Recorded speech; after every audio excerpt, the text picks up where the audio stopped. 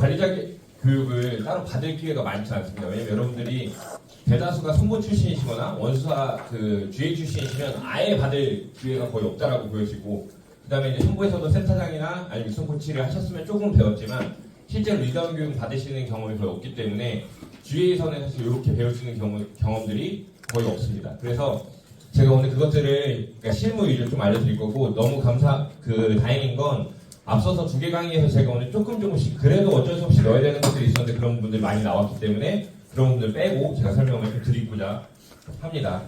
우리가 기본적으로 관리자를 하기 위해선 우리가 산하에 있는 팔로워들을 조금 이제 감안을 해봐야 되는 것은 사실 3가지 정도 유형의 설계사가 있습니다. 오늘은 계속 관리자의 유형을 제가 좀 여러 가지 설명을 드리면서 드릴 건데, 우리가 첫 번째는 그러니까 우리가 어떤 상대방을 이해하고자 할 때 그에 대한 어떤 정보나 이런 것들이 있으면 그들이 이해가 빠른데, 내가 계속 나와 같은 선상에서 이해를 하려고 하니까 갈등이 생기고 좀 답답하고 막 화가 나고 하는 것들인데, 이런 것들을 좀 해결하기 위해서는 우리가 우리 팔로워들을 봤을 때 그 구성원들이 어떠한 설계서이냐라는 것들을 먼저 확인하시는 게 좋을 것 같아요. 우리가 기본적으로 사람을 대한다고 쳤을 때 통상 우리는 보통 이제 능동형 설계사들 같은 경우는 아까 우리가 A그룹에 보통 속하겠죠. 근데 피동형 설계사들과 이제 보안형 설계사들이 있는데, 애초에 관리를 할 때는 제가 생각은 그렇습니다. 관리를 보험회사에서 조직이 아까 말씀드린 패밀리형 그 조직 같은 경우는 어느 정도의 비슷한 성격과 비슷한 상황에 있는 사람들이 모이기 때문에 관리가 되지만, 조직이 커지면 커질수록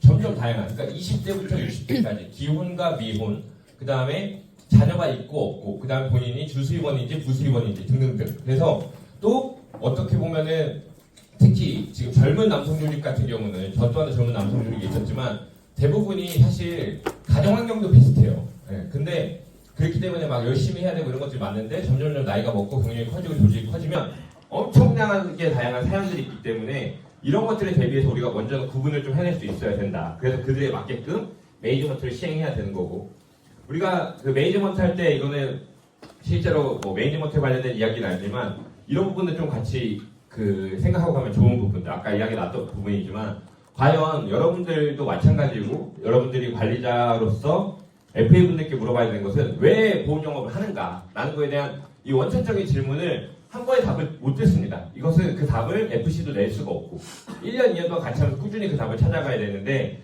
이런 말씀을 들어본다는 거죠. 인디언들이 양파 파는 이 그림에 대해서 잘 알고 계실 거예요. 뭐냐면 인디언들이 양파를 팔고 있는 인디언한테 찾아가서 내가 오늘 이 양파를 다 사줄 테니까 오늘 일찍 들어가세요 라고 하면 인디언들은 엄청 화를 낸다라고 해요. 왜냐면 야, 나는 단순히 돈을 벌기 위해서 이 양파를 파는 것도 있지만 이 양파를 판매하면서 오고 가는 수많은 사람들과 대화를 하고 이야기를 하고 그들을 살피고 그들의 삶을 같이 엿듣는 것이 나의 일인데 왜 네가 내 일을 방해하려느냐 라고 해서 양파를 한 번에 팔지 않는다라고 합니다. 이것처럼 사실 우리가 이 관리자를 하는 것은 아까 돈에 대한 얘기도 했었지만 여러분들이 또 여기서 생각해 보셔야 될 건, 관리자를 왜 하냐라고 했을 때 돈을 버는 건 당연한 거고 그 이후에 내가 어떠한 지향점을 가지고 관리자를 해나갈 것이냐, 실제로 내가 누군가 팔로워들을 육성시키고 내가 교육시키고 때로는 개몽까지 가가지고 삶을 변화시키는 것에 목적을 줄 것이냐, 아니면 진짜 내가 어떤 비즈니스 모델을 구축하는 데 줄 것이냐. 그러니까 이러한 지향점에 서지 않고 또 오롯이 돈만 보고 한다면 또 그 조직도 쉽게 성장할 수는 없겠다라는 부분입니다. 왜 관리자가 되게 좋냐라면, 여기 FC분들도 아마 오신 걸로 알고 있어요. 예비관리자분들도. 근데 왜 관리자를 꼭 해야 하는지는 제가 좀 다른 관점에서 설명을 드려볼게요. 아마 그러니까 저희끼리 그냥 얘기하면 여기 계시는 분들 중에 사실 그냥 FC로서의 역량이 누가 제일 높냐라고 하면 저는 자신 있게 말씀드릴 수 있는 건 아마 황인태와 신흥의 FC적 역량이 가장 높을 것이다 라고 말씀을 드리는데, 왜냐면 타고나서 그렇게 태어난 게 아니라 노예 변직법이라는 거 보시면 어떤 것들이 있냐면, 나중에 처음에는 주인이 노예를 부리다가 어느 순간이 되면 이 관계가 역전된다고 합니다. 왜냐면 주인은 노예를 부려가지고 계속해서 일을 시키니까 설거지하고 음식하는 법도 까먹고 뭐 집기가 어디 있는지 불은 어떻게 떼는지 이런 걸 다 까먹는다라고요. 나중에 되면 노예가 없으면 주인은 아무것도 못한 상태가 되는 거죠. 그래서 이게 노예 변직법이라고 해서 실제로는 주인과 노예가 바뀌는 순간이 온다라는 건데, 관리자가 똑같아요. 왜 관리자들이 역량이 높을 수밖에 없냐면, 나는 법인 영업을 안 해봤어. 근데 내 FC를 뽑았는데 이 FC가 법인 영업을 하는 FC입니다. 그러면 어쩔 수 없이 법인을 내가 울며 겨자 먹기로 배워야 하는 거고, 내가 DB 영업을 안 해봤는데 내 FC가 DB 영업을 해야 된대요. 10명 중에 2명은 DB 영업을 한대요. 그럼 어쩔 수 없이 관리자는 DB에 대해서 전문가가 돼야 되고, 이런 것들처럼 사실 관리자가 슈퍼맨이 될 수밖에 없는 이유는 역량이 뛰어나서가 아니라 환경이 그렇게 조성되기 때문에 관리자가 결국엔 최고의 생산성을 낼 수밖에 없다는 거죠. 그래서 또 중간 관리자 입장에서는 관리자를 해야만 하는 이유는 사실 이런 부분에도 있다라는 겁니다. 자, 그리고 또 하나는 이런 거예요. 아까 이런 걸 더 나아가서 우리가 이제 어떻게 보면 내가 어떤 조직을 꾸릴 것인가, 또 어떤 관리자가 될 것인가 라는 부분에 있어서 이런 생각을 해볼 수 있다는 거죠. 사실 여러분들이 많이 드시는, 지금 몸 아프신 분들도 많지만 죽을 많이 시켜 드시는 이 본죽에 이제 김철호 대표 같은 경우는 원로 SNS가 가장 유명했냐면 과거에 그 숙대인가요? 숙대 앞에서 호떡 파는 아저씨인데 이 아저씨는 풀정장을 입고 호떡을 팔았대요. 네, 기름을 튀어가면서. 왜냐면 그때 물어봤대요, 사람들이. 왜 호떡 장수가 막 작업복 안 입고 팔고 경장 입고 파냐. 나는 이 호떡 장사도 나는 사업이라고 생각한다. 그렇기 때문에 나는 사업가에 걸맞는 복장과 태도를 가지고 이 장사를 하고 있다라고 했다라고 합니다. 자, 그래서 결국엔 이 사람은 호떡 장수가 결국에 본죽이라는 엄청난 우리나라 가장 큰 이 본 그룹을 만들 이제 사장이 되고 회장이 되었죠. 우리도 한번 생각해 볼 필요가 있다라는 겁니다. 두 번째는 자, 이런 또 미래지향적인 이런 이야기들은 앞에서 이제 끝나요. 이게 마지막 작품입니다. 그 2018년이었나요? 여가 요때 이때 언제지? 2021년 1월 9일이래요. 맞아요. 1월 9일날 테슬라가 그때 엄청난 주가 받는 거 치고 올라가면서 전 세계 1위 부호가 됩니다. 하루 만에 몇백억 달러를 벌었다고 해요. 근데 이때 일론 머스크가 트윗을 올린 게 엄청 이슈가 되었죠. 일론 머스크는 자기가 전 세계 1위 부자가 그냥 단순간 되었는데 그때 다 됐고 이상한 일이네? 일이나 하러 가자 라고 하고 실제로 일을 하러 갔다고 합니다. 일론 머스크의 머릿속에는 돈보다 더 중요한 가치가 있는 거예요. 그러니까 그런 것들처럼 여러분들이 각 조직에 있는 것들은 어떤 가치가 있는가라는 것들을 한번 살펴보시고 갔으면 좋겠다라는 거고요. 그 성공적인 관리자를 정의하라라고 하면 여러분은 어떻게 정의하시겠습니까? 성공적인 관리자라고 하면 저는 이렇게 보여준다라고 해요. 저는 우리 단장님도 되게 성공적인 관리자라고 생각을 하고 아까 신경일 단장님도 마찬가지로 성공적인 관리자라고 생각하는데 과연 이들이 성공적인 관리자로 인식받을 수 있는 이유가 뭐냐라고 했을 때 과연 인스타그램에 나오는 포르쉐, 람보르기니, 페라리가 있어서 그 성공적인 관리자이냐 아니면 이 조직 규모가 관리자이냐 아니요 그렇지 않죠. 성공적인 관리자의 정의라는 것은 사실 상당히 복합적인데 여기 보시는 것들이 아마 성공적인 관리자를 지칭하는 요소들일 겁니다.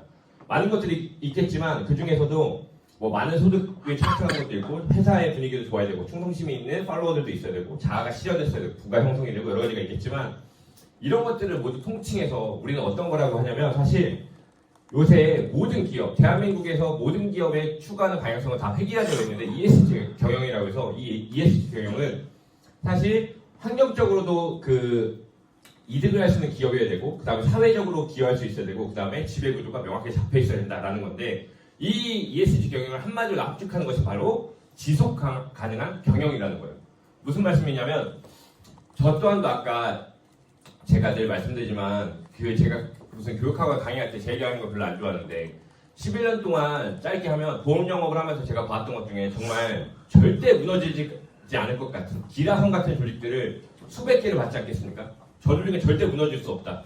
정말 어떤 조직도 있었냐면 정말 나는 이게 보험 설계사인지 건달인지 모를 정도로 아니 또 보험 설계사인지 모델들인지 모를 정도로 어떤 사람들은 모델만 리크루팅했었잖아요. 그다음 건달들처럼 이렇게 해가지고 근데 막 의리 장난 아니고 막 40명, 50명, 100명 제가 있었던 조직은 어떤 조직입니까? 저는 198명의 장교로만 이루어진 조직이었어요. 6회 공군 해가지고 그래서 저희는 그 입촉할 때 198명의 장교 제복 입고 찍어요. 영원할 줄 알았어. 영원할 줄 알았어. 근데 지금 10년 전에 매트라이프의 회장이 그 한국 사장 말고 미국에 있는 회장이 우리 조직을 보고 날라와가지고 청담동에서 말춤을 출 정도로 엄청난 이 보험업계의 최강으로 거의 뭐 게임 체인저로 그 받았던 제가 그 조직에 있었는데 그 조직 지금 여러분들 제가 이름 말씀 안 드리면 조직 이름도 모르실 겁니다. 그때 영원할 줄 알았어요. 근데 그렇지 않거든요. 중요한 건 보험회사의 조직은 사실 오랫동안 영속할 수 있고 지속 가능한 경영이 돼야 되는데 성장이 가능해야 되는데 그런 부분들에 오늘 방점을 맞춰서 말씀을 드립니다. 저 또한도 어떻게 폭발적인 성장을 해야 됩니까? 라고 한다면 그건 제 분야는 아닌 것 같아요. 근데 제가 자신할 수 있고 제가 확인할 수 있는 부분들은 지속 가능한 경영이 가능한 부분이라는 거죠. GA 없는 4가지가 있습니다. GA 없는 4가지. 여러분들 아무리 GA를 돌아다니면서 사람들을 만나봐도 거의 찾을 수 없는 4가지가 있는데 첫 번째가 10년 이상 된 조직이 없어요. 각자 자기의 브랜드를 쓰고 뭐라 하지만 사실 5년 넘은 조직도 거의 없습니다. 두 번째는 페라리와 포르쉐는 많은데 건물주랑 자기 집은 별로 없어요. 그리고 자기 집을 샀다고 올리는 사람들 중에 대다수는 부모한테 받은 거지 보험을 뭐 해가지고 받은 사람들이 그렇게 많지 않다라는 겁니다. 세 번째는 우리끼리는 해가지고 무슨 여기 AFG 분들 많으시니까 무슨 컬렉션에서 뭘 받고 뭐 썸머를 가고 하는데 그걸 누가 알아줘요? 사회적 인정은 없어요. 보험회사에서만 인정만 있지. 네, 이게 또 보험회사들이 갖고 있지 않은 겁니다. 내가 여기서 챔피언을 했대, 뭐 월초 내가 월 실적을 매출을 500을 했어요. 뭐 70건을 했어요. 누가 알아주니까 설계사들끼리만 알아주는 거죠. 밖에 나가서 우리 부모한테 설명을 자랑하려도 설명해야 돼. 이게 뭔지. 네 번째가 인스타그램들은 되게 많이 있는데 여기서 고객들과 뭔가 하는 거에 대한 스토리 담는 인스타그램 계정은 거의 없어요. 맨날 보험 설계사 계정에 보험 설계사들만 나와요. 네. 근데 이 네 가지를 놓고 봤을 때 지속 가능한 경우를 봤을 때 이 네 가지가 없다는 것은 사실 보험회사의 성장 또는 여러분들 생각하시는 조직 관리자로서의 성장을 어디에다 방점을 두고 우리가 전략적 계획을 수립해 나가냐가 있다는 겁니다. 근데 뭐 반짝하고 사라지는 것들이 많았다. 한때 휩쓸었던 것들이 대리점 업계에서 정말 모두의 관심을 받았던 것이 KH 자산관리 법인이에요. 뭐냐면 여기도 젊은 분들 많았고 해가지고 막 자산관리 한다고 하는데 그래서 여기가 막 사업도 세웠었죠. 아마 GA 조직 중에서 GA 대리점 말고 인카금 서비스 프라이메스 말고 조직 그러니까 로우면 로우 한금설 중에 4억을 산 조직은 여기가 처음이었을 거야 아마. 네. 근데 사실 여기가 그 작년이었죠. 여기 다 징역 갔잖아요. 다 징역 갔어요. 징역 가고 막 도피하고 난리도 아니었단 말이죠. 네. 그러니까 사실 이런 것들도 많았고 요새 뉴스에 나오는 거 DB손보 보험왕이 지금 40억 해먹고 날라가지고 지금 장난 아니죠. 하나생명도 마찬가지죠. 그 다음에 마찬가지로 뉴스가 많이 나오고 있는데 이런 것들이 중요한 게 아니라 우리는 조직 관리자로서는 사실 얼마나 건강하게 조직을 키워내고 그 안에 있는 구성원들이 안정적으로 성장할 수 있도록 할 것인가 라는 부분들이 중요한 포인트라는 겁니다. 자, 그래서 성공적인 관리자의 정의는 제가 내려보면 여러 가지 것들을 봤을 때 내가 즐겁게 하는 이 일을 마음에 맞는 사람들과 오랫동안 함께하며 고객에 대해서 선한 영향력을 행사하고 그걸 통해서 사회에 이바지하면서 내 가족에게 경제적 자유를 선물하는 것이 사실 이 업에서 성공적인 어떤 조직 경영의 목표이지 않을까 싶습니다. 자, 그럼 왜 관리자가 필요한가를 또 바로 넘어가 보면 이런 생각을 한번 해보셔야 합니다. 왜 고객 여러분들이 영업을 하실 때 이런 생각을 한번 해보셨나요? 왜 내가 고객한테 제안했을 때 그러니까 팔고 나서 되게 좋은 감정은 알겠어. 그래서 집에 돌아가면서 한번 이런 생각을 해보시는 거죠. 왜 고객은 나여야 하는가? 왜 하필 나한테 가입을 해야 되는가? 두 번째, 여기서 좀 이렇게 생각이 좀 많이 발전이 안 되면 이런 거죠. 왜 신웅이가 아닌 최범석이나 김가영한테 가입해야 되는가? 이 생각도 한번 해보시면 좋아요. 내 고객을 내가 상담하고 갔어. 근데 신웅이가 콜을 한 겁니다. 또는 황인태가 콜을 했어요. 소개받아 만났어. 그래가지고 상담을 한다 이거예요. 황인태, 신웅이랑 내 고객이. 자신 있냐 이거죠. 사실 이런 생각을 한번 좀 해보면 설계사가 역량 개발하는 아주 좋은 사실 셋업이거든요.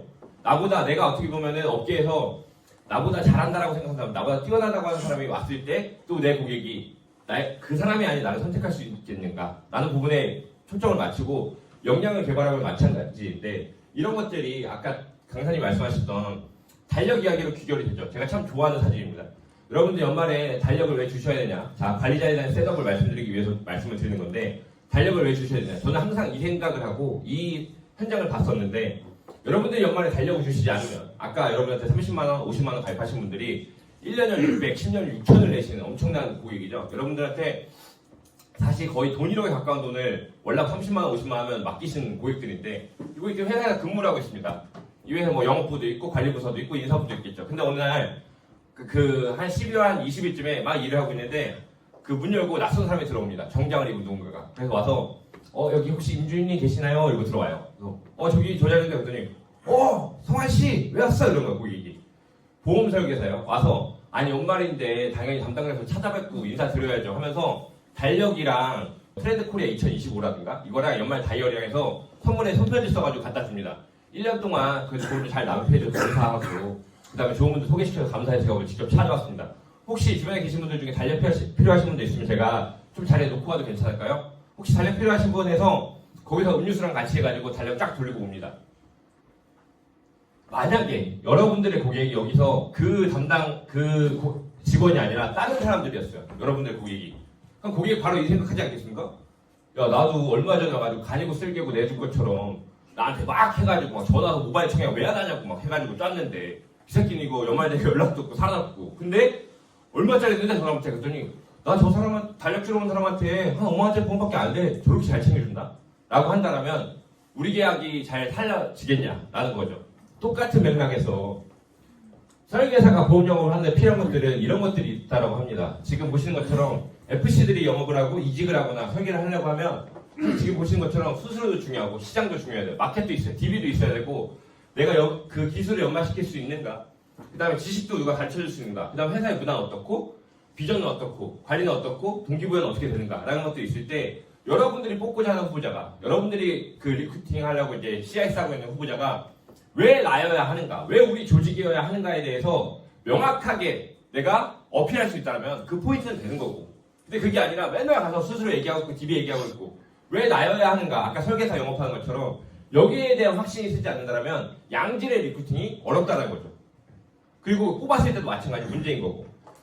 왜 매니저가 필요하냐면 사실 이러한 것들이 설계사가 영업하는 다 필요한 것들입니다. 여러분들도 아마 충분한 매출이 나오고 있지 않다면 아마 이 부분이 부족할 거예요. 내가 예를 들어서 내가 재무 영업을 하고 싶어요. 재무 영업을 하려면 기본적으로 우리나라의 연구 구조부터 해서 세제에 대한 이해들, 그 다음에 금융에 대한 이해가 있어야 되는데 이게 없으니까는 사실 단기당 황금률밖에 못 파는 거고, 내가 법인 영업을 하고 싶은데 법인 영업을 하니까 뭘 배워야 이거 알아야 되는데 이거에 대한 경험도 없고 지식도 없으니까 결국엔 또 재산보험 가가지고 리모델링 영업하는 거고. 근데 리모델링 영업을 하려고 봤더니 리모델링 영업도 쉽냐? 그렇지 않죠. 여기에 나온 수많은 책약들과 보상사나 이런 것들이 있는 분들은 리모델링 영업으로 잘 하시는 거고, 그게 아닌 분들은 딸리는 거고. 그럼 결국 이거를 내가 혼자 해낼 수 있냐라고 했을 때 혼자 못 해내니까 이것을 누군가 먼저 간 사람이 같이 해주면 좋으니까, 그래서 관리자가 있는 거죠. 관리자가 왜 있냐라는 거는 사실 이게 전부입니다. 혼자 해낼 수가 없으니까 나보다 먼저 간 사람이 이것을 도와서 내가 하는 것을 좀 더 수월하게 할 수 있게끔 해주고, 그 사람은 그 일에 대한, 그 업무에 대한 관리 수당을 받아가는 거죠. 그러니까는 이거에 되면 네가 내 관리 수당을 얼마 받았는데 이걸 할 필요가 없는데, 이 역할에 이런 것들이 이루어지지 않으니까 특히 중간 관리자들, 최고 관리자는 사실 여기서 좀 자유로워요. 근데 중간 관리자들은 내가 뭐 한 명에서 그 다음에 한 20명 밑에 있는 분들 같은 경우는 이거하고 계속 싸우게 되는 겁니다. 이거 계속. 그리고 이 FC 입장에서도 야 과연 얘가 최선이냐? 얘보다 더 나은 사람 있지 않을까? 라는 생각을 하게끔 되는 거고. 근데 실력 없는 중간 관리자는 또 어때요? 이거를 어떻게 해요? 본인이 어떤 가족이나 본인 조직이면 본인이 어느 정도 케어가 되어야 되는데 이것을 다시 더 큰 조직이나 회사 탓으로 돌려버리고, 그러다 이게 평생 이 악유가 끝나지 않는 겁니다. 자, 그리고 이런 것들을 했을 때 코치가 있지만 이런 것들이 혼자 하게 되면 너무 힘드니까 선후배를 따지고 동료를 따져가지고 내가 특화 범위가 좀 더 다르면 이들이 서로 공유해가지고 그것들을 한 번에 해결할 수 있게끔 하기 때문에 팀이 필요한 거다라는 부분이 있다라는 거죠. 그래서 관리자의 실무 범위가 무엇이냐라고 했을 때 관리자의 핵심 메커니즘은 이겁니다. 관리자가 무엇을 하는 사람이야 라고 했을 때 이 네 가지의 메커니즘을 갖게 되는데, 맨 처음에 신이든 후배 FC가 들어오면 맨 처음에 가르쳐야죠. 가르치는 게 첫 번째입니다. 두 번째는 보여줘야 돼요. 그냥 가르쳤다고 끝나는 것이 아니라 내가 그럼 어떻게 하는지 보여줘야지. 그래서 동반을 하든 롤플레이를 하든 해가지고 보여주고, 그 다음에 계속 가르치고 계속 보여주는 것이 아니라 그 다음에 잘 못하고 못 믿었더라도 위임해야 됩니다. 위임해야 돼요. 좀 더 조직이 커도 마찬가지예요. 내가 다니면서 모든 그 후보자 면담을 다 할 수는 없어요. 그러면 그 다음에 어떻게 해야 돼요? 그 다음에 위임해야 돼요. 가르쳐줬고 보여줬잖아. 내가 동반에서 CIS 하는 거 보여줬어요. OT 하는 거 보여줬어. 그럼 그 다음에 위임해야 돼요. 후보자를 놓칠지언정.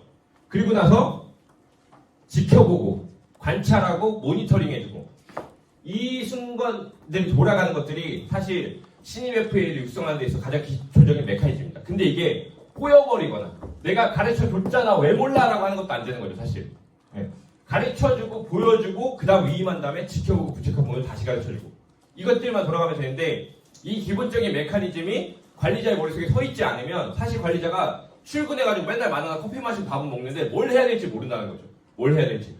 근데 이 기본적인 메커니즘이 돌아가야 관리자의 슬슬 해야 될 일을 찾기 시작합니다. 자, 관리자의 업무 범위는 보시는 바와 같이 편람을 해놨어요. 야, 내가 중간관리자 오버라이드를 받는 사원이다. 그러면 내가 오버라이드를 올려주는 FA한테 나는 무엇을 행해야 되냐라고 했을 때 폼 잡고 야 열심히 해라고 하는 게 아니라 이 업무들을 행하시면 됩니다. 이 업무들을. 여러분들 이제 지금 관리자가 왜 중요하냐면 한번 이제 가슴에 손을 얹고 생각해보자 이거죠. 나는 그럼 저걸 하고 있는가? 내가 저 업무들을 행하고 있는가? 실제로 유능한, 첫 번째부터 안 되는 거예요. 유능한 FC를 채용해야 되는데 그냥 사람을 채용하는 경우들이 많다는 거죠. 그리고 두 번째 트레이닝은 교육 훈련을 시켜줘야 돼. 전문 지식을 더 많이 얻을 수 있도록 교육을 시켜주고 세일즈 스킬을 올려주고 영업 관리를 해줘야 됩니다. 그러니까 매니지먼트도 마찬가지예요. 매니지먼트도 뭐 주위에 맨날 무슨 인스타 보면 맨날 매니지먼트 하는데 뭘 매니지먼트 하는지도 모르겠어. 매니지먼트는 활동 관리, 소득 관리, 성과 관리, 경력 관리를 나뉘어요. 이 네 가지의 관리를 해줘야 되는 것이고 모티베이션 같은 경우는 무슨 모티베이션이 뽀르세타라 이게 아니라 목표를 설정해주고 거기에다 동기를 제공하고 거기에다 적절한 이 과정 중에서 이들이 부스터를 받을 수 있는 적절한 시책을 전개하면서 경력을 설정해주는 것까지.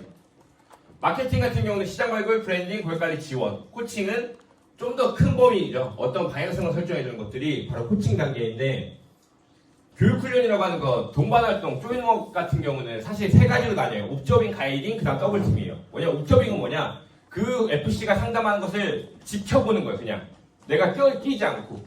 두 번째, 가이딩은 뭐냐면 FC 상담에 못 들어와 또는 상담에서 예의 정도만 할 수 있고 나머지 내가 주도적으로 하는 겁니다. 더블팀은 뭐냐, 진짜 반을 나눠가지고 쪼개서 같이 해보는 거예요. 이 세 가지 정도 한 번씩 다 해보면 그 다음에 FC가 더 이상 동반활동을 요청하지 않게끔, 그러니까 3번 정도면 이 동반 안에서 원하는 것 다 끝날 수 있게끔 해서 6가지 직무 중에 교육훈련 중에 첫 번째가 동반활동인 거고 두 번째는 상담 연습인데 롤플레이도 원래는 더 저희가 이제 관리자를 쭉 깊게 들어가면 있겠지만 롤플레이도 방식이 있어요. 원래는 최초엔 항상 반드시 롤플레이 시간은 정해져 있어야 되고 제3자 그러니까 예를 들어서 중간 관리자하고 FC가 롤플레이를 한다? 그러면 그 위에 상위 관리자가 관찰자로 참여해야 됩니다. 정해진 시간 동안 절대 그 롤플레이 깨지면 안 돼요. 아무리 FC가 딴 길을 가고 헛소리 하더라도 그 롤플레이는 반드시 끝날 때까지 종이 울릴 때까지 진행해야 됩니다. 이런 몇 가지 팁들이 있는데 중요한 건 이거예요. 역할극을 해줘야 되고 반복 수단하면서 새로운 국면들 예를 들어서 내가 40대 중반의 여성입니다. 그럼 이제 같은 동네에 같은 애기 엄마들 만나요. 근데 평생 애기 엄마 만나지 않을 거잖아. 그러면은 20대 초반에 사회초년생도 연기를 해줬다가 70대 고령자의 어떤 유병자분도 상담을 해줬다가 부동산 재벌도 그 설정을 해가지고 연기를 해줬다가 하는 것처럼 다양한 국면을 연습시켜야 한다라는 것이고 그 다음에 거절을 극복할 수 있는 연습들이 가장 사실 특화되어야 되죠. 아마 우리 정상영 강사님이 아까 말씀하셨지만 정상영 강사님이 올드스쿨 강의에 들으면 여러분들은 사실 이해가 많이 안 되실 수도 있어요. 왜냐면 아니 거절밥을 먹고 살라고 하는데 애초에 거절을 안 맞고 다니는데 FC들을 왜? 거절 맞는 것을 두려워하니까. 근데 거절 극복을 연습하지 않으면 충분히 받을 수 있는 계약에도 거절을 극복해야지 못해가지고 못 받는 경우도 있단 말이죠. 근데 이런 것에 대한 연습이 훈련이 어디서 시켜주냐? 관리자가 시켜주는 거예요. 관리자가 어디 뭐 세이지 학교로 어디 가서 뭐 방통돼가지고 배우는 게 아니잖아요. 그죠? 관리자가 시켜줘요. 관리자가. 과제 검토. 과제는 뭐냐? 다 알려줄 수는 없으니까. 사실 제가 지향하는 건 특수한 케이스를 빼고 내가 육성 목적에서는 그 동반활동을 3번 이상 나가는 것은 오바라고 봅니다. 왜? 그때 다 못 배웠으면 그 사람 못 배운 사람이에요. 3번을 반드시 배워야 되는데 그 다음부터는 업무 과제를 내주고 점검할 수 있어야 돼요. 그러면 관리자가 알아야죠. 그러니까 자기가 해봤어야 알지. 근데 그 다음부터 과제를 내주고 점검해 주는 건데 이것도 적절한 과제의 양을 주는 거예요. 내가 그러니까 왜 해봤어야 되냐면 예를 들어서 뇌혈관 질환 I60번부터 9번까지 다 써가지고 어떤 질환들이 있고 보통 치료비 얼마 나오는지 다 조사해서 A4용지 2장을 정리해보세요. 언제까지? 오늘 퇴근하기 전까지. 안 되잖아. 그러면 너무 과제가 하드하잖아요. 그러니까 이런 것들처럼 적절한 과제를 내주고 점검할 수 있는 것도 관리자의 역량이다 라는 겁니다. 자, 매니지먼트에서는 4가지 매니지먼트가 있습니다. 활동, 성과, 소득, 경력. 보시면 활동 관리의 기초가 되는 건 사실 스케줄러예요. 스케줄러. 근데 뭐 스케줄러라는 게 사실 옛날처럼 이렇게 쓰라는 게 아니라 저도 그 11년째 다 있지만 그게 중요한 게 아니라 그냥 기본적으로 활동. 그러니까 주에 지금 내일 원래 그 매니저는 FC하고 원래 프리뷰하고 리뷰를 다 하게끔 되어 있으니까 아침에 출발하기 전에 하고 활동 끝나면 전화로 하든 뭐 들어와서 기수해서 하든간 이것들이 이루어져 있으니까 그러면 하루에 얼마만큼의 활동량을 가져가냐. 전화는 몇 개를 하고 방문을 몇 개를 하고 고객관리 미팅을 몇 개를 했으며 청구 미팅을 몇 개를 했고 오늘 새로운 가망 고객을 발굴하기 위해서 어떤 활동들을 했고 에 대한 활동 관리가 이루어져야 된다는 것이고 있는데 중요한 건 활동 관리에 더불어서 이제 성과 관리 먼저 보면 여기 뭐 잘 안 보이시겠지만 이것은 사실 이것도 뭐 양식 달라고 하는데 중요하지 않아요. 각 회사도 다르고 조직도 다르니까 자기에 맞게끔 제가 만들면 되는 겁니다.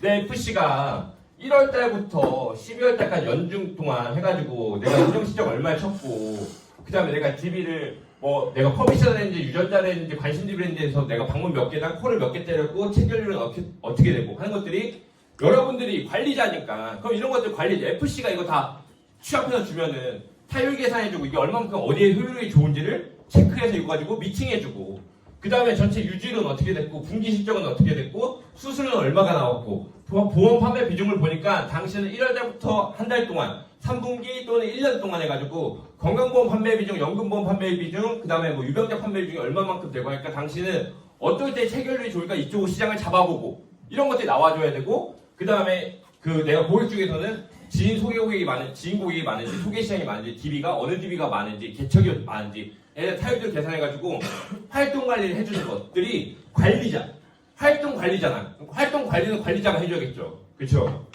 두 번째 뭐 강한고객 관리도 마찬가지예요. 월초가 되면 사실 제일 좋은 것들은 DB 영업을 뭘 하시든 간에 사실 제일 안 좋은 영업 습관은 뭐냐면 월초에 DB를 받아서 월초에 팔로우하고 월마감 그걸로 치는 게 제일 안 좋은 거예요. 제일 좋은 거는 뭐냐면 이미 내가 이번 달에 받는 DB는 이번 달에 나오면 좋겠지만 그 다음 달 또는 그 다음 분기를 위한 이 셋업이고 내가 매월 계약할 수 있는 사람은 10명 내지 15명은 월초에 셋업이 되어 있어야 되는 거죠. 그러려면 사실 이번 달 월초가 됐을 때 월 말에 다음 달에 내 FC가 누구누구를 컨택을 할 거고 그 컨택 홍길동부터 성춘향까지 해서 20명 정도가 있으면 그레이드 체결 확률은 어떻게 되고 월 팔 거며 어디까지 컨택을 했고 언제 컨택할 거고에 대한 리스트를 받아가지고 이들을 데일리든 위클리든 해가지고 미팅에 나가면서 점점 해서 그런 거지 않습니까? 관리자는 뭐냐면 오늘 전화해야지 했어요 FC가. 근데 뭐뭐 하다 보니까 이 핑계 저 핑계 하다가 해가 져버렸네. 이제 집에 가야겠다 할 때 관리자는 이거예요. 잠깐만 이리 오세요. 오늘 전화 몇 개 했어요? 7개밖에 안 하셨네. 10개 우리 학교 했으니까 오늘 세 통화 마저 통화하고 기분 좋게 퇴근할까요? 이거 하는 게 관리자가 하는 거잖아요. 네. 대단한 거 하는 게 아니라 그러면은 내가 퇴근할 마음이 있다가도 맞다 귀찮은데 3개는 빨리 하고 가겠다 땅땅땅 하면 약속 2개 더 잡히고 그럼 그 주에 활동량이 달라지는 거잖아. 그거 하는 게 관리자란 말이에요. 월간 활동 계획 받으셔가지고 내가 이번 달에 얼마 할 거면 내가 클로징 남아있는 것도 뭐 드리고 고객관리는 뭐 해야 되고 지금 뭐 연금 저축해야 될 사람 몇 명이고 그 다음에 뭐 DB들 체크해야 될 건 뭐고 고객관리 해줘야 될 사람 몇 명 쭉 이름 줘가지고 이 사람은 어떤 사람이었죠? 중간중간 짚어가지고 다 짚을 수는 없겠지만 중간중간 미팅에 나가면서 그 사람을 하나하나 찍어가지고 관리자들이 FC가 10명 넘어갈 때까지는 제 기억으로는 FC들 고객이 뭐 카톡방에 계약 올라오죠? 전 이름 보면 다 누군지 다 알았어요. 왜? 나랑 프리뷰를 다 했었으니까. 예. 그래서 이 사람 거기 마장동에서 뭐 축산업 하시는 분, 정립종 하시는 분, 계약 받았네, 수고했네 라고 했었고 야 근데 얼마 전에 계약이 없대요. 그러면 월초에 컨택했던 그 대학교에서 교직원 한 분 있잖아. 그분은 컨택 어떻게 했어? 그럼 FC가 실제 어떻게 일이 나오냐면 맞다 거기 전화 안 했다 라고 하면서 그 행동들이 나온다고요. 그러니까 관리자가 10명 미만까지는 사실 그게 가능해요. 관리자들이 FC들 고객이 누가 어디 있고 뭐가 있는지 이름까지 거의 다 캐치할 수 있단 말이에요. 얼마만큼 밀착으로 하냐 마냐에 따라서. 소득 관리 되게 중요하죠. 우리 인카 너무 잘 나오잖아요. 보면은 신규 모집 눌러보면은 다 무슨 증권의 수정률 영수에 다 나오지 않습니까? 그러면 소득 관리도 해줘야 돼요. FC는 월급날 딱 스스로 24일이나 25일 되면 불러가지고 지난달에 월초 얼마를 맞췄고 생부초 얼마 맞췄고 손모 얼마 맞췄고 그 다음에 인카 자체 시장 구간을 맞췄는지 그 다음에 수수료가 단기납은 시책이 높으니까 수수료가 왜 적은지 그래야 오해가 안 생기죠. 그 다음에 그래야 FC들도 자기 소득과 수수료에 대한 어느 정도 감이 있어야 내가 그래도 월에 소득을 조절할 수가 있고 상품군을 타겟을 설정해서 잡을 수가 있는데 소득 관리를 안 해주면 그 다음에 보십시오. 이번 달에 지난달에 1월부터 6월달까지 보니까 소득이 400만 원부터 800만 원까지 그 상향을 했다. 근데 이러니까 우리 다음 달 목표는 900으로 잡아보자 해가지고 소득 목표도 잡을 수가 있는 겁니다. 뭐 9월달 되면 영업이 잘 안 되는 달이니까 이달 위해서 8월달에 좀 더 뛰어나야 돼 라고 하는 것처럼 어떤 근거를 제시하고 목표를 잡아줄 수가 있는데 여기에 대한 관심이 없으면 마찬가지 FC랑 할 말이 없는 겁니다. 다 나오잖아요. 시책도 여기. 경력은 컨설턴트로서의 경력과 관리자로서의 경력, 전문 자격, 대외활동 자격 경력이 나뉘어요. 이것도 가이드를 해줘야 이걸 잡고 갈 거 아닙니까? 목표 설정을 안 해주면 관리자가 그냥 한 달 마감 치는 거로 간단 말이죠. 당신은 리크루팅 하고 싶다. 그러면은 우리 사업단의 지사장, 지점장 조건이 이렇게 돼. 그럼 여기까지 가려면 그냥 언제든가 가겠지가 아니라 우리 그거 상반기까지 해가지고 몇 명 어느 정도 목표를 맞춰보고 내년까지 해가지고 어느 정도 목표를 맞춰보자. 그러면 점검해볼까 해가지고 1월부터 3월달까지 어땠고 4월부터 6월달까지 어땠고 라고 하는 것들을 잡아내는 것. 그래서 그거 가지고 미팅해주는 것. 그 다음에 컨설턴트로서도 마찬가지죠. 인카에 올해 목표는 인카는 ITA 제도가 있으니까 ITA를 2번 하면 영업 상무인가? 그리고 전무도 있거든요. 아세요 혹시 여러분? 그 공지사항에 다 있습니다. 나중에 한번 읽어보세요. 이런 것도 있으면 내가 우리 회사 내에서 경영 어떻게 쌓을 것인지, 내가 전문자의 경영 어떻게 쌓을 것인지, 그냥 내가 대외 활동, 내가 단순히 보험 대리점에서 있는 게 너무 싫어, 나 밖에서도 인정받고 싶어라고 한다면 어떠한 것들을 해야 되는지에 대한 경력 관리도 해줘야 되고, 그래야 아까 돈으로만 움직이는 것이 아니라 내가 실제로 사회에서 어느 정도, 이 업계에서 어느 정도의 경력을 내세울 수 있는 것들을 차근차근 쌓아가느냐, 때론 이것이 동기가 돼서 움직일 수 있는 원동력이 되니까. 자, 그리고 동기부여도 마찬가지예요. 기관별 목표를 정립을 해야 되는데 일별, 주별, 월별, 분기별 연간 목표를 성립할 때, 설정할 때 자격 목표, 소득 목표, 자체 시책, 개인의 목표, 관리자 목표, 경영 목표 등등을 쭉 적어가지고 이걸 가지고 목표를 잘 작성할 수 있게끔 하고, 이 목표들이 중간중간 점검해서 잘 이루어지고 있는지, 안 이루어지고 있으면 어떤 부분이 부족해서 못 이루어지고 있는지에 대한 부분에 피드백을 주고 보완해주는 것이 관리자의 역할이다라는 거죠. 자, 여기까지만 해도 할 일이 너무 많아요. 관리자는 제가 이렇게 몇 가지 정의가 있었지만, 관리자는 이렇게 들었습니다. 관리자는 출근해가지고 내가 마음만 먹으면 한 달 동안 아무것도 안 해도 된대요. 진짜 아무것도 안 해도 티 안 난대요. 예, 진짜 아까 밥만 잘 사주고 다니고 인사만 잘하고 다녀도 티가 안 나. 일을 하는지 안 하는지. 근데 반대로 해서 진짜 바쁜 관리자들은 하루에 진짜 15시간씩 일해도 맨날 시간이 없다라고 합니다. 왜? 관리자는 그러니까 할 수 있는 일의 범위 이렇게 있는데 내가 어디까지 하냐는 사실 관리자마다 다 다르니까. 근데 이 말씀드린 거 이거예요. 여러분 똑같이 FC가 있어요. FC가 후보자 놓고 뜹니다. 경쟁합니다. 하나 프라임에셋이고 하나 우리 인카예요. 떴어요. 근데 여러분들이 막 여러 가지, 아까 우리 신단장님 말씀하신 것처럼 우리 사업단의 가치도 판매했는데 비슷해요. 그럼 이제 내가 어떻게 관리해 줄 거야? 너 나 어떻게 관리해 줄 건데? 라고 했을 때 여러분들이 아까 달력 돌리는 설계사가 될 건지, 아니면 나한테 혹시 달력 달라고 올라올까봐 숨죽이는 설계사가 될 건지 여러분들이 결정하신 거예요. FC도. 여러분들이 뭘 해줄 수 있냐는 거죠. 후보자가 물어봤어요. 여러분, 너 나한테 뭘 해줄 수 있냐? 니네 사업단 말고 내가 니네 사업단에 인카 보고 가냐, 너 보고 가지? 라고 했을 때 뭐 해줄 수 있냐는 거죠. 네. 우리 회사 정착증거 받을 수 있어. 이용해 줄 거야? 목표 설정 기본 양식이에요. 해가지고 여러분들이 뭐 작성해 보시는 분들도 많겠지만, 목표 설정도 마치 이건 기본 양식이라고 하는 이유는 이거 쓰실 필요가 없는 게, 아니 내 조직이 아니라 남의 조직이 쓰는 거잖아. 내 조직은 어떻게 할 거냐고. 내 조직은 어떤 목표를 내가 FC한테 받아야 내가 이 사람을 원활하게 도와줄 수 있냐라는 거죠. 원활하게 도와줄 수 있는 방법이 무엇인지에 맞는 것들을 찾아보시자. 야, 시장 발굴도 마찬가지예요. 그냥 지인 열심히 콜 돌려라 이게 아니라 지인은 어떻게 해야 되는지, 소개는 어떻게 받을 수 있는지, 그럼 개척은 뭘 지원해 줄 건지, SS는 어떻게 서포트 해줄 것인지, DB 시장은 어떤 DB가 맞는 건지 이런 것들도 관리자가 관심 가지면 가질수록 더 최적화된 DB를 찾을 수 있다는 거죠. 예를 들어서 그러니까 예를 들어서 개척을 하고 있어요. 근데 개척을 진짜 열심히 나가. 근데 이 개척도 사실 관리자들 입장에서 보면 조금만 방향 틀어주면 엄청 성과가 빨리 나올 수 있는데 틀린 방법으로 계속하는 경우들이 있지 않습니까? 사실 그런 것들에 대한 코칭도 마찬가지일 것이고, 코칭은 사실 이게 장표 끝입니다. 코칭이라는 게 뭐냐라고 하면 교육부터 해가지고 여러 가지에 대한 부분들을 지속적으로 방향성을 제시해 주는 것. 이건 다 그냥 비단 아까 교육훈련과 좀 달라요. 교육훈련은 바로바로 확인하고 바로바로 하는 것들이면, 코칭은 이 사람이 스스로 뭘 해야 되는지에 대한 방향성을 설정해 주는 게 코칭입니다. 자, 그래서 결국에는 이게 다 중요한데 왜 리크루팅이 전부니까 이 모든 거 하려도 뭐 투명인간하고 할 거예요? 그러니까 아니잖아. 사람이 있어야 할 거 아니에요. 리크루팅이 돼야 뭐든 한다. 네, 그렇지 않습니까? 내가 엄청난 시스템을 다 잡아서 근데 돌릴 사람이 없으면 못해요. 내가 그 안에 들어서 할 것도 아니고. 리크루팅이 제일 중요하다. 관리자분께 제가 말씀드리고 싶은 것은 이런 겁니다. 제가 이 사진 어디서 말씀드리는데 이거 인터넷에 있는 사진 아니거든요. 비슷한 사진이 있어요. 근데 저는 이 사진이 내 삶을 관통하는 모든 지혜의 끝이다라고 생각해서 제가 이거 포토샵을 제가 만든 거거든요. 저는 이 PNG 파일을 제가 혼자 가지고 있어요. 그러니까 이게 전문가 같아요. 영업이든 뭐 관리자든. 이게 끝이에요. 대부분 사람들은 이런 계획을 하지만 현실은 이거다라는 거잖아요.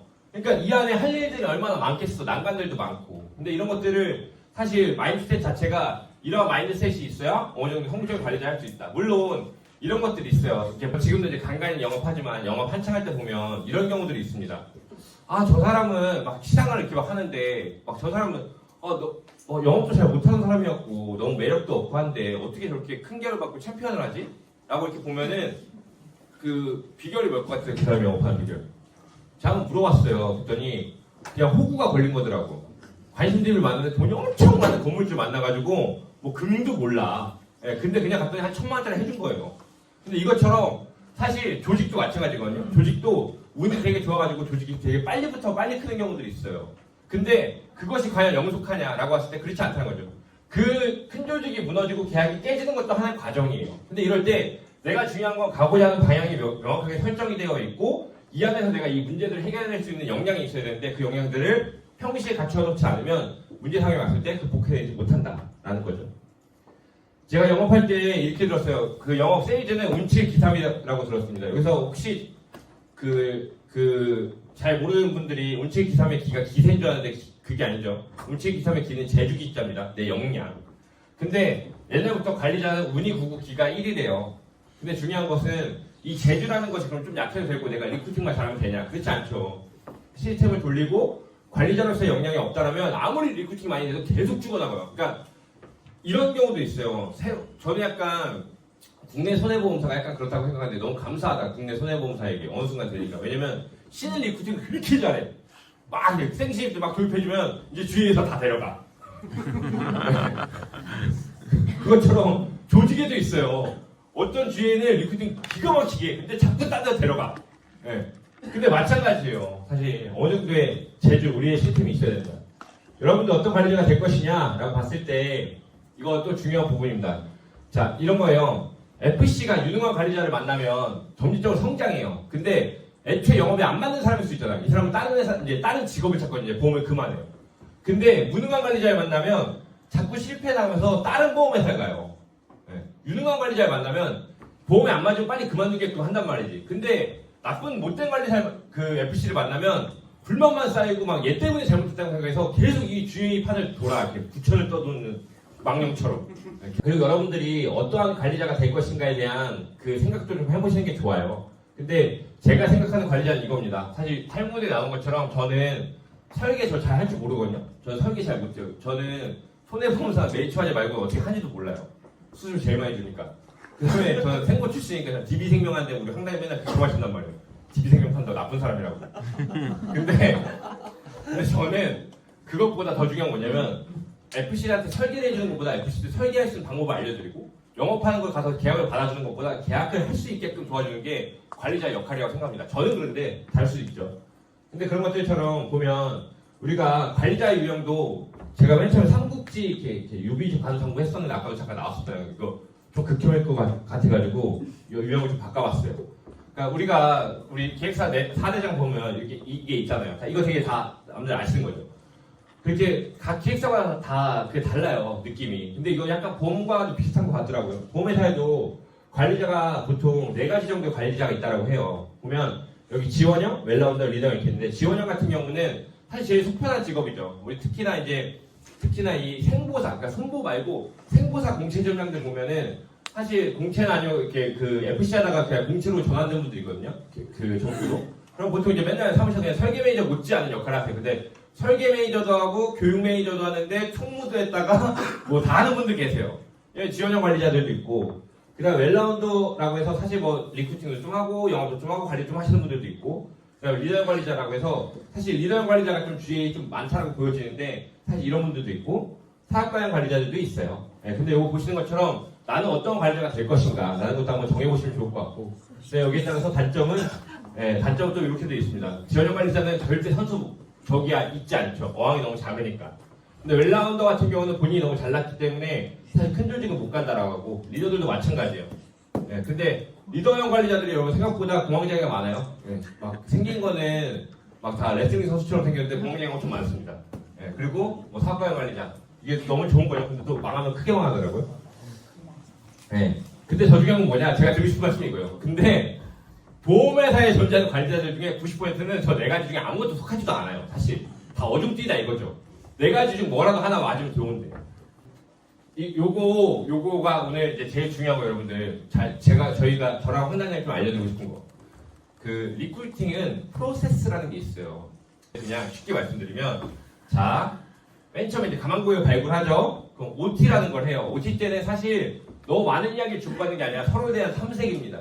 그래서 사실 관리자들이 좀 극혐하는 게 OT 하려고 만났는데 정착지원금 얼마 주냐고 물어보고 막 이런 거 별로 되게 안 좋아하는 거예요. 근데 OT를 하고 나서 서로에 대한 탐색이 돼서 이 사람은 이래도 괜찮겠다라는 서로 인간적 평가가 끝났을 때 그 다음에 이제 직무 설명회를 하고 직무 설명회 하고 난 다음에 그때가 이제 직무 설명을 1차를 듣고 나면 그 후보자 입장에서는 더 궁금하고 그 다음에 나하고 그러니까 직무 설명이 좀 포괄적이고 일반적인 거였다면 2차 직무 설명회는 나한테 좀 더 맞춰서 이 사업단이 가지고 있는 수수료, DB, 뭐 정책 시스템들 중에 나한테 좀 더 맞춰서 어떤 것들이 좀 더 가능한지를 탐색하는 시간이 CIS 2차고 그 다음에 타겟 셀렉션은 면접이고 이제 위촉인데 여기에 사실 이런 경우도 있어요. 그러니까 물론 후보자가 있다가 되게 좋은 거죠. 후보자가 있다가 좋은 건데 왜 이렇게 나눠놨냐면 핵심은 이겁니다. 자, 그냥 FC, 지점장, 사업단장이라고 해볼게요. 왜 이 셋이 리크루팅을 같이 해야 되냐면 후보자는 처음에 알아보는 단계에서는 FC가 가장 신뢰가 있어요. 두 번째는 이제 중간관리자를 만나잖아요. 중간관리자 만나면 중간관리자를 갖는단 말이에요. 이제 막 감아. 그럼 이제 이거에 대한 사실 확인을 해야 되는데 이때 FC가 옆에 있어줘야 얘한테 야, 니네 팀장이, 니네 지점장이 이렇게 얘기하는데 맞아? 라고 물어볼 수가 있어요. 사실 계속 파악해 나가면서 가죠. 그다가 FC는 세일즈, 중간관리자를 엄청 팔았단 말이에요. 우리 막 최고의 관리자고 나 이 양반 때문에 이 보험하고 있고 정말 너무 도움을 준다라고 해야 만나고 이 관리자도 중간관리자 만나서 누굴 팔아야 되냐면 사업 단장을 팔아야 돼. 야, 우리 단장이 정말 능력이 좋고 인성도 좋고 막 해가지고 한 번만 만나면 봐라. 그러니까 리크루팅은 오리엔테이션에서는 CIS1을 팔고 CIS1 직무 설명의 첫 번째에서 직무 설명의 두 번째를 팔아야 되는데 많이 실수하는 게 여기서 클로징을 치려고 한다든가 이 체계를 무시해버리고 바로 뭐 이렇게 한다고 하면 중간에 후보자가 튕겨나갔을 때 이거를 땡겨올 수 있는 그 기제가 없어요. 여기서는 FC가 땡겨오고 여기서는 중간관리자가 땡겨오고 여기서는 사업단장이 팀장님 뭐 FC 이야기 들었으면 다른 회사 가기로 결정하셨다면서요. 그럼에도 불구하고 저희 중간관리자가 많이 신경 쓰고 관심 줬는데 한 번 더 차 한잔 마셔보시죠 라고 해가지고 각 단계별로 각 직급별로 해야 될 역할과 후보자가 소통을 할 수 있는 통로가 다 다르게 형성이 되어 있는데 이런 것들이 무너지게 되면은 이제 후보자들만 물어볼 자가 좀 없다. 그리고 아무래도 확률이 좀 떨어진다. 라는 거고 이 과정을 해나가면서 해야 사업단장이 타겟 셀렉션이라 해서 이거 걸러낼 수가 있단 말이에요. 이 사람을 뽑아도 되는지 안 뽑아도 되는지. 또 하나 FC가 소개를 하기 전에 지가 먼저 TS를 해버려요. 얘는 안 돼. 해서 소개를 안 해준다든가 단장 한번 만나보시면 좋겠는데 인성 쓰레기예요. 이렇게 얘기한다든가. 그거는 이거 결정하라고 사업단장 시켜놓은 거잖아요. 일단 후보자가 진짜 패급만 아니면 그 다음에 내가 봤을 때 괜찮다고 하면 여기부터 진행 천천히 해보는 거예요. 그렇게 해야 FC도 그래야 철회가 안 나요. 철회가. 정확한 과정을 거치고 와야 과정을 거치고 와야 그 안에서 후보자가 FC, 그 다음에 중간관리자, 그 다음 사업단장에 대한 이들 가지고 있는 기질과 장점들을 파악하고 단점도 파악해 나가면서 충분히 각 단계별로 소통해 나가면서 그리고 나서 입사를 해야 철회가 잘 안 난다는 거죠. 그래서 보통 이런 경우도 있어요. 최고관리자가 혼자 해가지고 막 리크루팅한 경우는 철회도 잘 나요. 빨리 이제 다른 회사 가는 경우도 있다는 거죠. 그렇기 때문에 이런 프로세스에 맞춰서 하는 것이 적합하다. 왜 적합한지를 1시간 동안 설명드려야 되는데 그냥 적합하다고 이해하시면 되겠습니다. 네. 그래서 리크루팅도 프로세스가 이렇게 됐는데 이렇게 요 단계 전화하고 오리엔테이션하고 후보자 정보 받아서 그 위에 관리자한테 넘기고 그럼 CS 1, 2 될 때까지 직무 설명 계속 진행하고 면접 보고 이제 이런 형태인데 이런 형태대로 원래는 프로세스를 진행하는 것이고 핵심은 프로세스는 지가 한 번에 내가 FC가 잘났다고 내가 싹 감아가지고 우리 단장님 딱 위촉시면 너무 좋아하시겠지 그게 아니라 각 단계별로 하는 것이 있는 것이다. 그래서 핵심은 다음 단계에 판매하는 것이다 라는 거고요. 여기에 이제 모든 걸 담습니다. 성공하는 관리자를 위한 10가지 제안인데 11가지예요. 첫 번째 관리자는 이것만 생각하면 됩니다. 나는 문제 없는가? 나는 문제 없는가? 이것만 항상 늘 생각하시면 좋아요. 나는 문제 없는가? 내가 근태가 안 좋은데 근태가 좋길 바라면 욕심이죠. 저는 이렇게 말씀드려요. 왜 물론 이것도 아까 신경열 단장 말씀하신 것처럼 저나 황 단장님 보면 저희 둘 다 그래도 그 옷 깔끔하게 입고 다니려고 하거든요. 왜냐면 그냥 이렇게 생각해요. 나한테 무슨 소리 들으면 늘 기분 나쁠 텐데 그래도 지보다 난 사람한테 들어야 기분이 좀 덜 나쁘지 않을까? 라는 생각해서 출근도 열심히 일찍 하고 옷도 열심히 입고 다녀요. 그리고 최근 저희의 개인 신상에 관해서 문제 안 만들려고 하고 저희가 태도를 올바르게 하려고 하는 이유는 어차피 나한테 무슨 얘기 들으면 다 기분 안 좋을 텐데 그래도 좀 나은 놈한테 들으면 기분 나쁘지 않을까? 라고 하는데 관리자들의 제일 문제는 메타인지가 떨어지니까 특히 이게 나도 제대로 못하면서 막 뭐라 하면 진짜 기분 나쁘고 그게 감정 상하거든요. 근데 내가 올바르면 뭐라 하면 그냥 기분 나쁜 정도에서 끝나요. 감정까지는 안 가는데. 첫 번째고, 두 번째는 그 관리자는 아까 말씀드린 것처럼 모든 면에서 훌륭할 수는 없지만 어떤 면에서 떨어지는 곳이 있으면 안 된다라는 겁니다. 그래서 이 부분도 중요한 부분이고, 세 번째는 아까 말씀드린 것처럼 왜 여기인가라는 거에 답을 할 수 있어야 합니다. 네 번째는 내가 성공하는 가장 빠른 길은 내 상관을 성공시키는 것이다. 이거는 보험회사에만 있는 것뿐이 아니라 여러분들이 많은 조직에 관련된 자기계발서에 보시면 다 나오는 이야기들이에요. 내가 성공할 수 있는 가장 빠른 방법은 내 상급자를 성공시키는 거예요. 네. 왜? 보험회사 다단계 구조가 다 똑같잖아요. 어쨌든 위에가 많이 벌려면 밑에를 많이 벌게끔 해줘야 됩니다. 네. 그러면 이 사람은 많이 벌면 물론 많이 벌어서 지 혼자 독직할 사람은 이미 어차피 여기까지 가지도 못했겠지. 이 사람은 재원이 들고 자본이 들면 또 무슨 생각을 하냐면 반드시 이걸 재투자해가지고 어떻게 또 조직을 키우고 내 팔로워를 생산성을 높일 것인가만 생각하는 게 이 관리자잖아요. 그렇기 때문에 이런 부분이 있다는 것이고, 다섯 번째는 이런 분들이 있어요. 일단 영업을 그래도 어느 정도 기간을 해봐야 된다. 왜냐면 아까 말씀드린 것처럼 그 뭐 알려줄 게 있었는데 뭐 난 G만 해봐가지고 팀이 어떻게 하는지 모르는디. 개척은 옛날 사람들 하는 거 아닌가? 막 이렇게 하고. 예. 그래, 블로그 영업 안 돼. 막 이렇게 하는 게 아니라, 예. 내가 행동대장부터 멋지게 하면 보스가 되는 거 아닌가. 라는 생각을 해보고요. 그 다음에 여섯 번째. 여러분들이 상위 관리자하고 가장, 여러분들 FC 분들도 마찬가지로 FC를 뭘 돕고 싶으면 FC가 뭘 요구해야 되잖아요. 근데 이거는 회사에서 나오는 원칙 중에 하나입니다. 보고를 하지 않는 것은 내 상급자를 괴롭힐 수 있는 가장 확실한 방법이래요. 예. 예, 이런 것들 서로 반복하시는 손가락질하고 그러지 마시고. 일곱 번째, 관리자는 그냥 기본적으로 이런 마인드 가지시면 돼요. 보험에서 아까 우리 정사영 강사님이 제가 진짜만 아니죠. 저는 36개월밖에 못 하셨거든요, 관리자.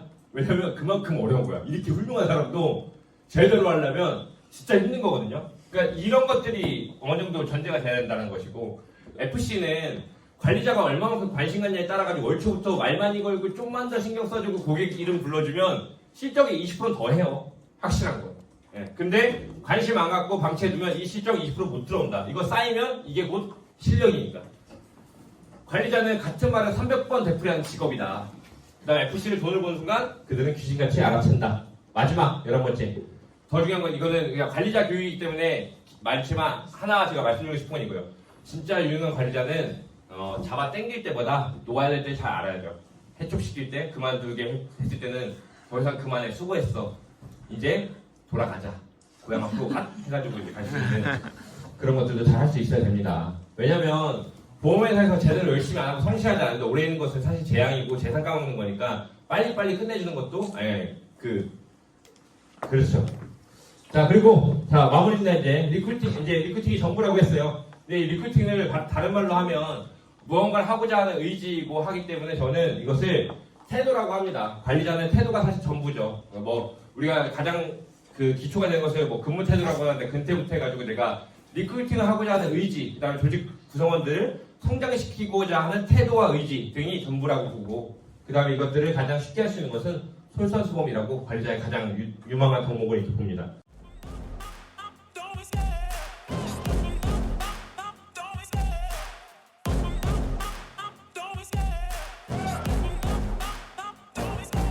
Love the chase and the hunt, and I set the pace when I'm running. I always take what I want and I always give it 100. Don't need a bank, no I'm funded. Play the game like